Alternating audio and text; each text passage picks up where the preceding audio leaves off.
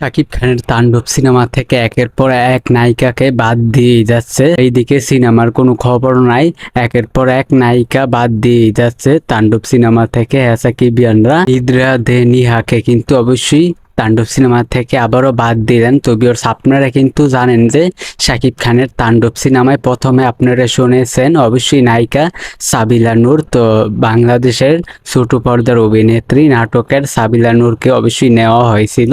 তো একদিন কিন্তু তিনি শুটিং করেছেন শাকিব খানের তাণ্ডব সিনেমায় সাবিলা নূর।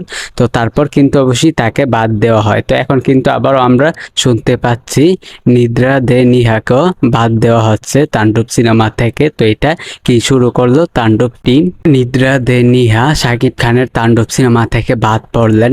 সাকিবিয়ানরা নিদ্রা দে নিহা মেগাস্টার শাকিব খানের তাণ্ডব সিনেমা থেকে বাদ পড়লেন। প্রথমে কিন্তু অবশ্যই সাবিলা নূরকে নায়িকা নেওয়া হয়েছিল, তো তাকে বাদ দেওয়া হয়েছে। আবার দ্বিতীয়ত অবশ্যই নিদ্রা দে নিহাকে কিন্তু অবশ্যই নায়িকা হিসেবে নেওয়া হয়েছিল। তো এখন তাকেও কিন্তু বাদ দেওয়া হলো তাণ্ডব সিনেমা থেকে। ভিউয়ার্স, এখন কথা হলো শাকিব খানের তাণ্ডব সিনেমায় কে থাকবে শাকিব খানের নায়িকা। আমি আরেকটা কথা শুনতে পাচ্ছি, শাকিব খানের তাণ্ডবে নাকি নায়িকা অবশ্যই কোয়েল মল্লিককে নেওয়া হবে। তো এটা নিলে অবশ্যই ভালো হয়।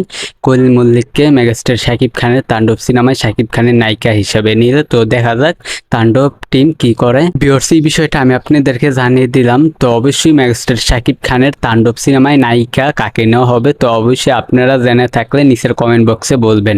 তো ভিউয়ার্স, এটা অবশ্যই আমরা কিছুদিন পরে আমরা জানতে পারবো শাকিব খানের তাণ্ডব সিনেমায় কাকে নায়িকা নেওয়া হবে। শাকিব খানের তাণ্ডবে শাকিব খানের নায়িকা হিসাবে কাকে নেওয়া হবে, তো অবশ্যই আমরা কিছুদিন পরে আমরা জানতে পারবো। তো ভিডিওটা ভালো লাগলে অবশ্যই আমাদের চ্যানেলটিকে সাবস্ক্রাইব করবেন। আজকের ভিডিও পর্যন্ত, পরের ভিডিওর জন্য সবাই অপেক্ষা করতে থাকেন। ফুল ভিডিওটা দেখার জন্য সাকিবিয়ানরা সবাইকে অসংখ্য ধন্যবাদ।